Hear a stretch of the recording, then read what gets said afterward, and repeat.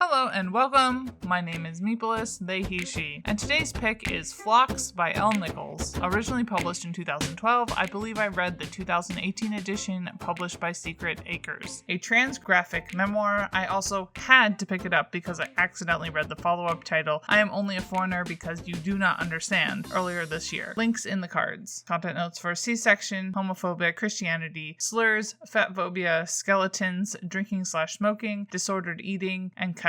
Keywords that came to mind were coming of age, queer, community, eros, escape, leaving home behind, and family conflict. The summary is, quote, L. Nichols, a trans man, artist, engineer, and father of two, was born in rural Louisiana, assigned female, and raised by conservative Christians. Phlox is his memoir of that childhood and of his family, friends, and community. The phlox of phlox that shaped and reshaped him. L's irresistibly charming drawings demonstrate what makes Phlox so special. L's boundless empathy, end quote. If you want to learn more about Nichols, I'll point you again to my review of I Am Only a Foreigner Because You Do Not Understand, although I will also note that since the publication of Phlox, L's gender journey has continued on its way, and Nichols no longer IDs as a binary trans man, and instead sees themselves as somewhere in the center of all this gender chaos, as I like to describe it. Looking at the writing and art of Phlox, they continue to mesh super well, and Nichols uses visuals to communicate a lot of emotion very effectively and without making things overly complicated. The color scheme and page layouts were pleasing to the eye, and Nichols' choice to represent themselves as a doll was imaginative and successfully communicated how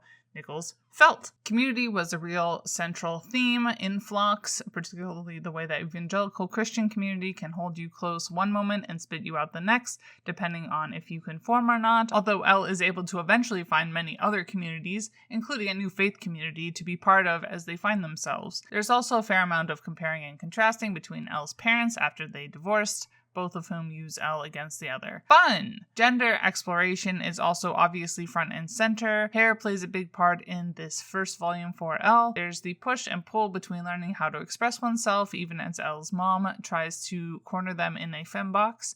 There's the all too common arc of moving from the country to the city to find the space to express yourself. Highly relatable, although certainly not universal. I thought it was interesting how Nichols highlighted the link between being able to more freely express themselves and their mental health improving. There's also a fair amount of exploration of sexuality as well. Elle even seems to have a net positive experience getting involved with a pre-existing couple, which you almost never hear about. La shock. Class and place felt highlighted and lightly explored. Elle is able to pull themselves out of the small southern town through education and losing their accent. There is some racial diversity, but being such an introspective memoir, it isn't explored. Wrapping things up, it was a bit hard to reach a fairly positive ending, already knowing that there is more struggle to come because I accidentally read the duology out of order. But it was a brave, interesting, and important story. A story of moving forward and ultimately sometimes realizing what you thought was the end goal was actually a false peak on a longer journey. Bye y'all, keep reading, and remember all colonial settler states